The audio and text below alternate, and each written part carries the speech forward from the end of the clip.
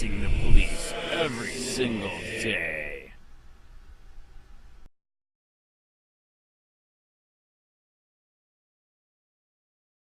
Family's home raided by police, mom arrested over homeschooling paperwork dispute.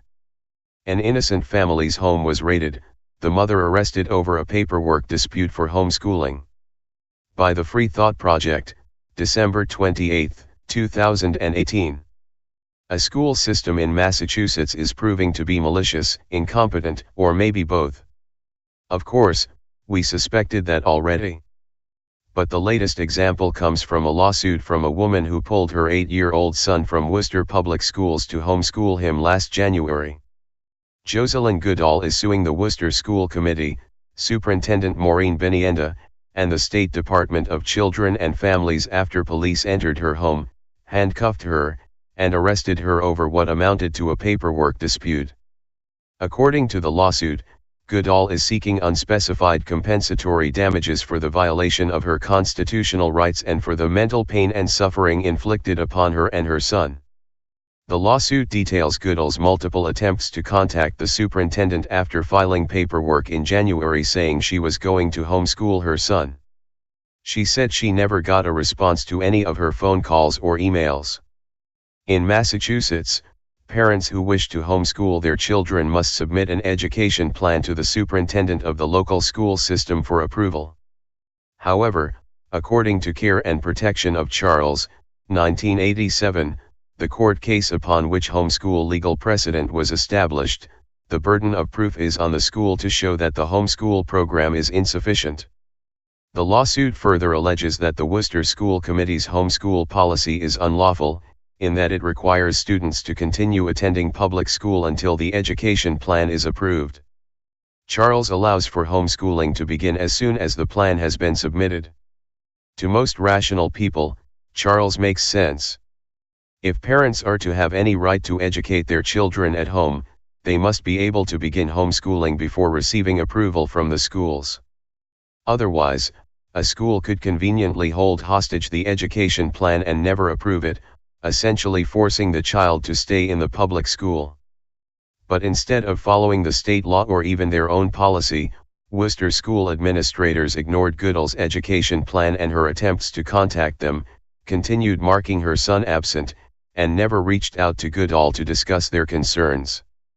It would be hard to tell if the school was being passive-aggressive or just plain incompetent, unable to send or receive emails and phone calls. Except that they had no problem contacting the Department of Children and Families to report Goodall for educational neglect. DCF officials apparently took the school's word for it, never asking for attendance records for Goodall's son before showing up at her door on March 30. In addition, a DCF investigator believed the superintendent's secretary, who told her there was a new law that required homeschooled students to continue attending school until their education plan was approved. Yes, a State Department took legal advice from a superintendent's secretary. Then, police escalated the situation, to the surprise of absolutely no one. The lawsuit states that officers pounded on Goodall's door and threatened to forcibly open it. When Goodall was intimidated into letting them in, an officer laid hands on Goodall, handcuffed her, ordered her into a chair and yelled in her face while her son watched and cried. Additional officers arrived and started searching the home, while the DCF investigator questioned the son. Goodall was arrested and brought to the police station and was booked, though no charges were filed. She paid bail and finally made it back home after a 7-hour ordeal. The legal battle continued with DCF filing a complaint of educational neglect that was eventually dropped by the court.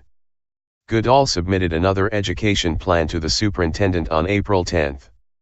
You would think school officials would jump right on it this time around, but they dragged their feet yet again.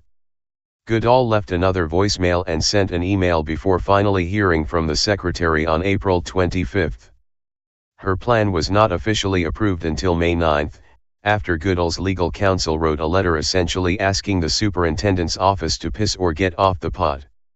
Goodall's ordeal is just the most extreme of many examples of harassment and intimidation the Worcester School District is doling out to homeschoolers. According to the Worcester Telegram, many homeschooling families were waiting on district approval of their education plans months after submitting them. To add to the stress, many were receiving letters that said they could face truancy charges if their children were not in school and they had not received approval. The hypocrisy of the district is astounding. Rather than sending approval letters or even rejection letters in a timely fashion, they sent letters threatening parents, as though it was the parents' fault that their plan might not be approved in time. While it is bad news that school administrators seem intent on harassing homeschoolers and escalating disputes, there is a silver lining to this whole issue. We're not going to take it. Homeschoolers routinely show up in large numbers to protect their right to homeschool their children. The Homeschool Legal Defense Association hosted an informational forum on August 15 in Worcester to discuss the concerns of local homeschooling families and to clarify the state's laws.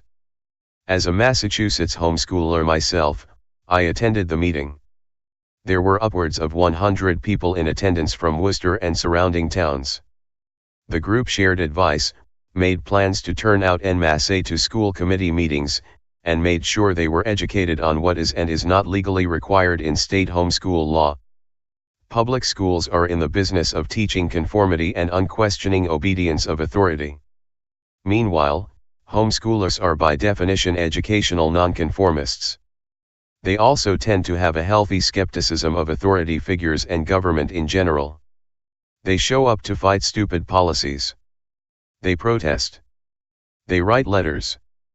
They politely decline unlawful demands from school systems. They file lawsuits. And since homeschoolers are in the business of educating their children, it seems likely that these ideals will transfer to the next generation. And that is why I expect an education revolution in my lifetime, one in which consent and freedom dominate children's learning. Public schools, with their policies of intimidation and coercion for children and adults alike, have at least one lesson to offer homeschooled kids: everyone deserves better. Hey Charlotte County, this is Charlotte County COPWATCH. I am using any video here with under fair use if you have criticism, reporting, teaching, etc. And please donate. I do not make money from YouTube, and there are different ways to donate in the video links. Thanks.